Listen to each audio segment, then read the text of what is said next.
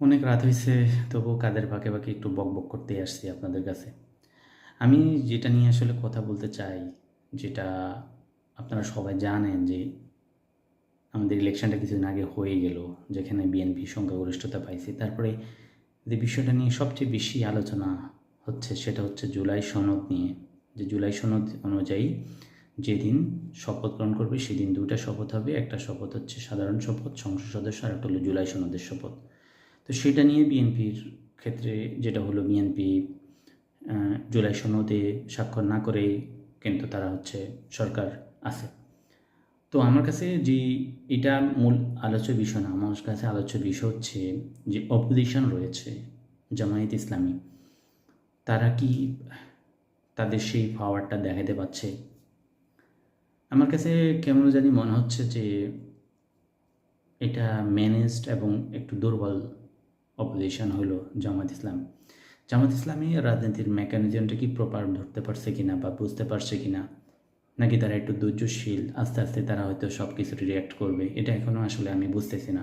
তবে আমি সাধারণ অর্থে বা সাধারণভাবে আমাকে যদি বলা হয়, আমার কাছে মনে হচ্ছে যে বিএনপির যে সকল বিষয়গুলো, অর্থাৎ সরকার পক্ষের যে সকল বিষয়গুলো খুব শক্ত প্রতিযোগীর মতন কথা বলা উচিত, সে কাজটা জামায়াত ইসলাম ঠিকঠাকভাবে করতে পারছে না।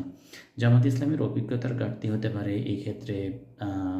হতে পারে হচ্ছে তারা হচ্ছে তাদের ভিতরে এখনও এক ধরনের হীনমন্যতা, এক ধরনের ভয় কাজ করতেছে। বিশেষ করে একাত্তর নিয়ে তাদের যদি আবার টানাটানি শুরু করা হয়, তো সেই ক্ষেত্রে তারা তারা কেন জানি মনে হচ্ছে যে তাদের যে শক্তিপূর্ণ পাওয়ার, সেটা নিয়ে তারা আসলে কথা ডেলিভার করতে পারছে না। যে সকল বিষয়গুলো সরকার ভুল করতেছে, সেই জায়গাগুলোতে তারা প্রপারলি রিয়্যাক্ট করতে পারতেছে না বা করার চেষ্টা করতেছে না বলে আমার কাছে মনে হচ্ছে। বাংলাদেশের মানুষ জামায়াত ইসলামের প্রতি এক ধরনের